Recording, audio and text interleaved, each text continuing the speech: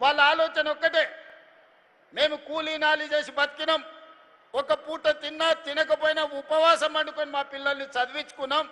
వాడు పెద్దయి ఒక డాక్టర్, ఒక లాయర్, ఒక ఇంజనీరు, ఒక ఐఏఎస్ ఐపీఎస్ అయితే మా భవిష్యత్తులు మారుతాయి, మా కళ్ళ ముందే మా పిల్లలు ప్రయోజకులు అవుతారు, డాక్టర్లు లాయర్లు రాణించి పీజీలు పిహెచ్డీలు చేసి తెలంగాణ పునర్నిర్మాణంలో భాగస్వాములు కావాలని వాళ్ళు కలలు కంటున్నారు. మరి అలా తల్లిదండ్రులు కలలు కంటున్నప్పుడు వాళ్ళ కలల్ని సాకారం చేయడానికి ఈ రాష్ట్ర ప్రభుత్వం ప్రయత్నం చేయాల్సిన అవసరం ఉందా లేదా ఒకసారి ఆలోచన చేయండి.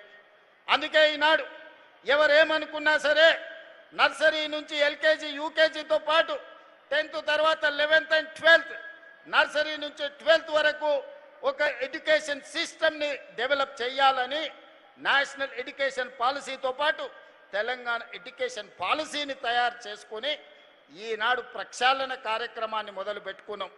మొదటిసారి ఈసారి నర్సరీ నుంచి మనము అడ్మిషన్లు ఇచ్చినాం.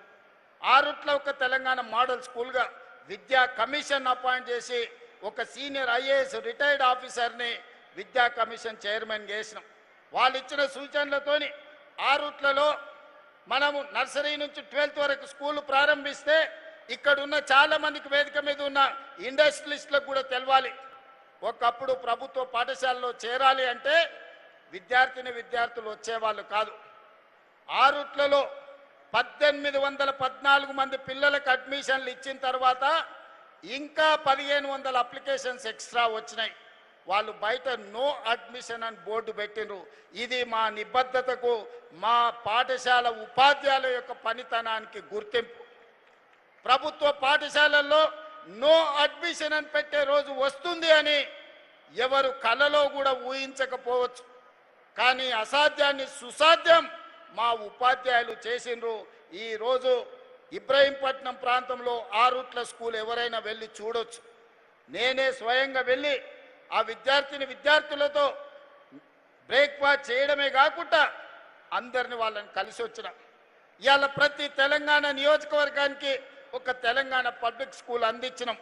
ఇదే కాదు, ఈనాటి ప్రభుత్వం కుల వ్యవస్థను నిర్మించాలని, కుల వ్యవస్థ నిర్మూలన ద్వారానే సమాజంలో అసమానతలను తొలగించాలని ఒకనాడు ఎస్సీలు వేరు, ఎస్టీలు వేరు, బీసీలు వేరు, మైనారిటీలు వేరు, అదర్ కాస్ట్లకి డిఫరెంట్ హాస్టల్స్ ఉంటే, రెసిడెన్షియల్ స్కూల్స్ ఉంటే ఈనాడు young India integrated residential schools SC ST BC minority and others 2500 మంది స్టూడెంట్స్తోని 25 ఎకరాలలో ఒక కార్పొరేట్ లెవెల్ ఒక క్యాంపస్ నిర్మించి ఈనాడు విద్యను అందించడానికి ముందుకెళ్తున్నాం.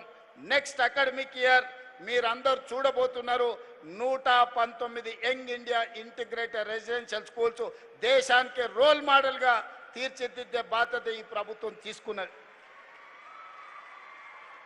అదేవిధంగా క్రీడలు చూడడమే కానీ ఆడడం మనం మర్చిపోయినాం. ఒలింపిక్స్ వచ్చినప్పుడు మన దేశం ఎక్కడుందని ఎత్తుక్కుంటే పైనుంచి చూడాల్సిన పని లేదు. కింది నుంచి చూస్తే మొదటి స్థానము, రెండో స్థానంలో ఉంటాం కింది నుంచి లెక్క పెడితే. నేను అడగదలుచుకున్న ఈనాడు ఇక్కడికి వచ్చిన విద్యార్థులను, వేదిక మీద ఉన్న మా కార్పొరేట్ మిత్రులను, 140 కోట్ల జనాభా ఉన్న భారతదేశం ఒలింపిక్స్లో ఒక గోల్డ్ మెడల్ తేలేకపోతుంది ఇన్ని దశాబ్దాలైనా. ఆ మధ్య నేను సౌత్ కొరియా పర్యటించిన, సౌత్ కొరియన్ స్పోర్ట్స్ యూనివర్సిటీకి వెళ్ళిన. 30 ఎకరాలలో ఉంది ఆ స్టేడియం. ఈ ఎల్బీ స్టేడియం కంటే కొంచెం పెద్దగా ఉంది వాళ్ళ university, south Korean sports university. ఒక అమ్మాయి వచ్చి నాకు స్వాగతం పలికింది బొకే ఇచ్చి. నేను ఆ అమ్మాయి ఆ స్కూల్ వచ్చిన స్టూడెంట్ ఏమో అనుకున్నా. తర్వాత నాకు ఇంట్రడ్యూస్ చేస్తే ఆ అమ్మాయి ఒలింపిక్స్లో 2 గోల్డ్ మెడల్స్ తీసుకొచ్చింది ఆర్చరీలో.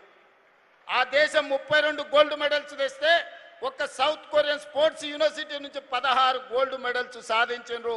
ఆ దేశ జనాభా మన తెలంగాణ రాష్ట్రంలో ఉన్నంత ఉంటుంది. మరి ఈరోజు మా యువమిత్రులను నేను అడుగుతున్నా, మా ఎస్సీ ఎస్టీ బీసీ మైనారిటీ విద్యార్థులను నేను అడుగుతున్నా, చిన్న దేశం 32 గోల్డ్ మెడల్స్ తెస్తే 140 కోట్ల జనాభా ఉన్న భారతదేశం ఇన్ని దశాబ్దాలైనా ఒక్క గోల్డ్ మెడల్ తేలేదంటే ఇది మన ఆత్మ గౌరవానికి సంబంధించిన విషయం కాదా? ఇది మన దేశ ప్రతిష్టకు సంబంధించిన అంశం కాదా? ఈనాడు ఆలోచన చెయ్యండి. ఆ గోల్డ్ మెడల్ సాధించాల్సిన బాధ్యత మన తెలంగాణ బిడ్డలకు లేదా? మనలో సమర్థత లేదా? మనం రాణించలేమా? ఎక్కడ లోపం ఉన్నది అంటే పాలకులలో లోపం ఉన్నది. పాలకులు సరైన దిశ నిర్దేశించకపోవడం వల్ల ఈనాడు గోల్డ్ మెడల్స్ సాధించలేకపోతున్నాం. అందుకే తెలంగాణ రాష్ట్ర ప్రభుత్వం స్పోర్ట్స్ పాలసీ తీసుకొచ్చి we have initiated young India sports university under public private partnership. ఈరోజు అంతర్జాతీయ స్థాయిలో ఉన్న క్రీడాకారులను మన బోర్డులో తీసుకున్నాం. రాబోయే 2 సంవత్సరాలలో యంగ్ ఇండియా స్పోర్ట్స్ యూనివర్సిటీ ఈ దేశానికి ఒక నమూనాగా మారి రాబోయే ఒలింపిక్స్లో గోల్డ్ మెడల్ని సాధించడానికి పునాదులు తెలంగాణ రాష్ట్రంలో వేయాలనేదే నా కళ. మీరందరూ అందులో భాగస్వాములు కావాలి. ఇక్కడికి వచ్చిన విద్యార్థులు ఆ స్ఫూర్తితోని తిరిగి మీ ప్రాంతాలకు వెళ్ళాలి. అందుకే మిత్రులారా, ఈనాడు ఏఐ అనే ఒక భూతం వచ్చింది. ఒకప్పుడు కంప్యూటర్ సైన్స్, ఒకప్పుడు ఇంజనీరింగ్ చదివితే, ఒకప్పుడు అమెరికాకు పోతే లక్షల రూపాయలు డాలర్లు సంపాదించే అవకాశం ఉండే. ఇవాళ అమెరికా లాంటి దేశంలో ఏఐ తుఫాన్తోని ఆర్టిఫిషియల్ ఇంటెలిజెన్స్తోని వైట్ కాలర్ జాబులన్నీ పోయి కోట్లాది మంది నిరుద్యోగులు అవుతున్నారు. మరి ఏ రకంగా దీన్ని ఎదుర్కోవాలనో ఒకసారి ఆలోచన చేయండి. వైట్ కాలర్ జాబులు తీయగలుగుతుంది ఆర్టిఫిషియల్ ఇంటెలిజెన్స్, కానీ బ్లూ కాలర్ జాబులు తీయలేదు. బ్లూ కాలర్ జాబులు అంటే షర్టుకుండే బ్లూ కాలర్ కాదు, స్కిల్స్. అందుకే ఐటీఐలుగా నిరాదరణకు గురైన ఐటీఐలను ఈనాడు అడ్వాన్స్డ్ టెక్నాలజీ సెంటర్స్గా మార్చినాం. 119 ఇన్స్టిట్యూషన్స్ ఇచ్చినాం. ఏటీసీలో చేరితే 2000 రూపీస్ పర్ మంత్ స్టైఫండ్ ఇచ్చి పిల్లలకు చదువుకోవడానికి ప్రోత్సహిస్తున్నాం. ఈనాడు పాలిటెక్నిక్ కాలేజీలను అప్గ్రేడ్ చేసినాం. స్కిల్స్ యూనివర్సిటీ తీసుకొచ్చినాం, యంగ్ ఇండియా స్కిల్స్ యూనివర్సిటీ. ఈరోజు వృత్తి నైపుణ్యం, శిక్షణ నైపుణ్యం తీసుకుంటే, ఇంగ్లీష్ నేర్చుకుంటే యుఎస్ని వెళ్ళిన మనం. Silicon valley hour talent, hour language ఈరోజు నడిపిస్తున్నది. కానీ భవిష్యత్తులో ఇంగ్లీష్ ఒకటే సరిపోదు. జర్మనీ లాంగ్వేజ్ నేర్చుకోవాలి, సౌత్ కొరియన్ లాంగ్వేజ్ నేర్చుకోవాలి, జపనీస్ లాంగ్వేజ్ నేర్చుకోవాలి. ఆ దేశాలలో కోట్లాది ఉద్యోగాలు ఖాళీలు ఉన్నాయి. రేపటి భవిష్యత్తులో మా పిల్లలు జర్మన్, జపాన్, సౌత్ కొరియాతో పోటీ పడాలి. ఆ దేశాలలో ఉద్యోగ ఉపాధి అవకాశాలు సాధించాలి. ఈరోజు పెద్ద పెద్ద కంపెనీలకు మనం సీఈఓలు అంటున్నాం. వాటిని ప్రారంభించింది మనం కాదు, వాటి యజమానులు మనం కాదు. సత్య నాదెల్ల కావచ్చు, ప్రేమ్జీ వత్సవ్ కావచ్చు, సంతను నారాయణ్ కావచ్చు, ఎవరైనా వరల్డ్ బ్యాంక్ చైర్మన్ మన అజయ్ బంగా కావచ్చు. మనం యజమానులం కాదు, మనం కనిపెట్టిన వాళ్ళం కాదు. ఆ కంపెనీలకు సీఈఓలుగా పనిచేస్తున్నాం.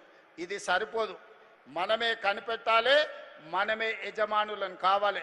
యూనికార్న్స్ని తెలంగాణ నుంచి మనం ఇవ్వాలి. శ్రీధర్ బాబు గారు సంపూర్ణంగా మీ రీసెర్చ్ కోసం కోట్ల రూపాయలు ఫండింగ్ ఇవ్వడానికి గూగుల్ సంస్థతోని ఈనాడు ఒప్పందాలు చేసినాం. మీలో ఉన్న నైపుణ్యాన్ని వెలికి తీయాలి, మీ నైపుణ్యానికి పదును పట్టాలి, మిమ్మల్ని దేశంలోనే గొప్ప యువకులుగా తీర్చిదిద్దాలి అని ఈనాడు మన ప్రభుత్వం పనిచేస్తుంది. చివరగా మిత్రులారా, నేను వచ్చేటప్పుడు ఇప్పుడు మా అడ్లూరు లక్ష్మణ్ గారు సోషల్ వెల్ఫేర్లో చదువుకున్న పిల్లల్ని పరిచయం చేసిండు.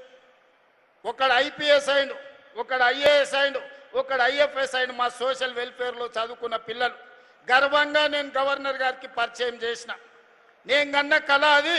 నా సోషల్ వెల్ఫేర్ స్కూల్లో చదువుకున్న పిల్లలు ఈ దేశ పునర్నిర్మాణంలో భాగస్వాములు కావాలి. ఐఏఎస్లు కావాలి, ఐపీఎస్లు కావాలి, ఐఎఫ్ఎస్లు కావాలి, డాక్టర్లు, లాయర్లు, ఇంజనీర్లే కాదు, సైంటిస్టులు కావాలి. దాంతోపాటు ఈ దేశాన్ని ఏలే నాయకులు కావాలి. వాళ్ళే ఈ దేశానికి అంబేద్కర్లు కావాలని నేను కలలుగా అంటున్నా. ఒకనాడు అంబేద్కర్ ఒక్కడొస్తే ప్రపంచానికే దిక్సూచిగా మారిండు. ఈరోజు తెలంగాణ రాష్ట్రం నుంచి నా దళిత బిడ్డలు, నా బలైన వర్గాల బిడ్డలు, నా గిరిజన బిడ్డల నుంచి 100 మంది అంబేద్కర్లు వస్తే ప్రపంచాన్ని మార్చగలిగిన శక్తి మీ దగ్గర ఉంది. మీరు చదవండి. మన తలరాతలు మారేది తరగతి గదుల్లోనే. ప్రభుత్వం ఇచ్చే సంక్షేమం కాదు, ప్రభుత్వం ఇచ్చే విద్య ఈ దేశానికి పునాదులు కావాలి. రేపటి భవిష్యత్తు తరగతి గదుల్లో ఉంది. మన తలరాతల్ని మార్చే భవిష్యత్తు తరగతి గదుల్లో ఉంది. చదవండి. మీరు మీకు కావాల్సిన అన్ని వసతులు ఇచ్చే బాధ్యతగా మీ రేవంత్ అన్న తీసుకుంటాడని చెప్పి మీ అందరికీ మాట ఇస్తున్నా. మీ సోదరుడు ముఖ్యమంత్రిగా ఉన్నాడు ఇవాళ తెలంగాణలో. మీరు ఏం కోరినా నిమిషాల మీద జరుగుతుంది.